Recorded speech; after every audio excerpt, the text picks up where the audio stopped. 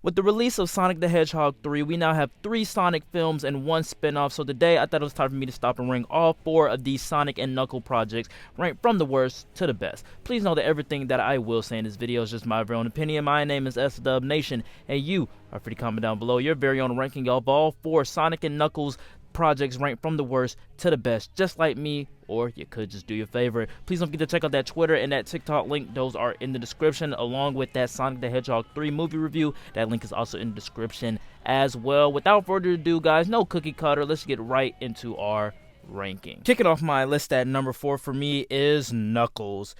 Just like everyone else, I was extremely disappointed by this. If only the reviews were wrong, and if only I could have been proven wrong. But it's laughable by how much I did not like the show. I didn't watch this when it initially released. I watched this a couple hours ago. And this is my second favorite character of the entire Sonic's lore. This is my favorite character of the second film. This should be a simple, fun show with an enjoyable character. Instead, they focus on Wade freaking Whipple, not the warrior striving for a new purpose. Wade freaking Whipple. So when the show focuses on actual Knuckles action, it's fun, it's interesting. But when it focuses on Wade's dad abandonment issues or a bowling tournament, I kind of tap out. Because for 5 episodes of this 6-episode event, that's basically what the show is. The first episode actually worked for me, but they couldn't keep the same momentum all throughout all of the episodes. This could have been the first premium show that I've watched to only have 4 episodes, because 6 episodes was just too much without an actual Knuckles plot planned out. Everything about this show has nothing to do with Knuckles. He's in the back. Wade freaking Whipple is in the front. And I just don't find that as interesting, because this is a character that I don't even like from the films. Coming in at number 3 is Sonic the Hedgehog.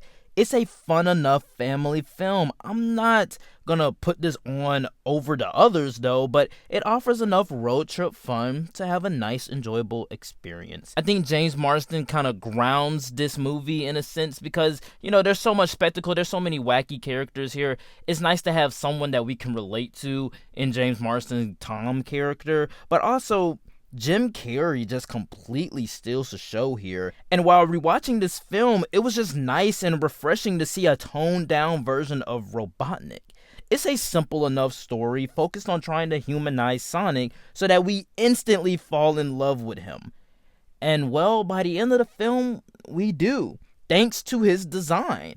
Never before have I seen a studio go back on a film and spend $50 million to change the design the year of release just to please the fans. And frankly, it worked out for them, because this design is pretty incredible. I want to know what the other characters were going to look like Knuckles or Tails, because that other Sonic design, the ugly Sonic, was horrendous. Let's just be honest here. While it is the most grounded of the films, and you do get to spend a lot of time getting to know Sonic's character and his relationship with Tom and his relationship with Earth, you sacrifice a lot of the fast-paced action that you want from a Sonic film for a road trip film. But that does not make it bad though. I'm still a big fan of this movie. My runner-up at number 2 is Sonic the Hedgehog 2. It is a miracle how great this film actually is. I really enjoyed the first movie, but it wasn't something top tier. It was a nice, fun, fast-paced family adventure. But this film though, I walked in and I did not expect myself to have a grin on my face the entire time. This film gives the fans more of what they liked from the OG film, but also more of what we wanted from the rest of the franchise. It explores the mythology, spanning multiple locations and introducing new fan-favorite characters like Knuckles and Tails. Idris Elba's performance of Knuckles is just hilarious and fun. Also, Tails, he's a pretty nice addition. It's a film trying to appeal to the fans of the games, wanting to give you every reference and every pose, and every set piece feels like a new level of the game. And while I appreciate the offerings, is it weird that I find Sonic to be a little bit annoying in this movie? Like, his one-liners and jokes don't actually hit for me. But when he locks in seriously. My negatives don't even stem from the wedding plot. I know a lot of you guys don't like it, but I enjoy that plot line. It's actually pretty fun, and we were going so fast and frantic throughout this movie. It was nice to kind of slow down and have just this fun little side plot going on here. Though it gets a little bit too wacky at times, I think that's what I enjoyed most about it. It was kind of charming. But at times, this film could go on too long and too frantic. But I can excuse the runtime because I enjoy these characters and this world. It's a sequel that tries to go bigger, but it also goes better. But coming in at my number one has got to go to Sonic the Hedgehog 3, the newest addition to the franchise.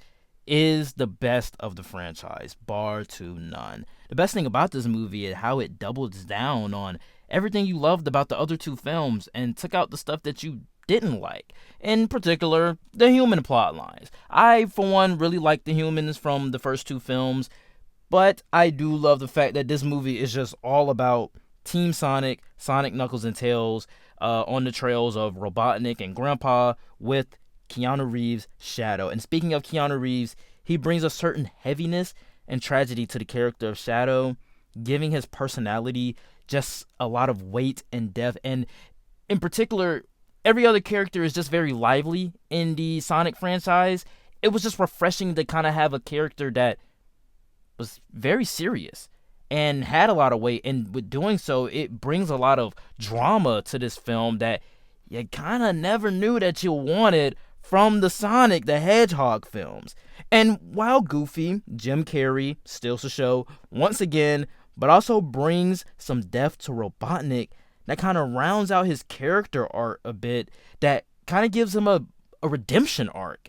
It's a small detail here, but I just love how much Sonic has grown through the films, in particular with his design. He looks like he's actually evolving through all of the films, growing from his child design to like a teenager, and I can't wait to see what he looks like in 4. Maybe he's like an adult Sonic then.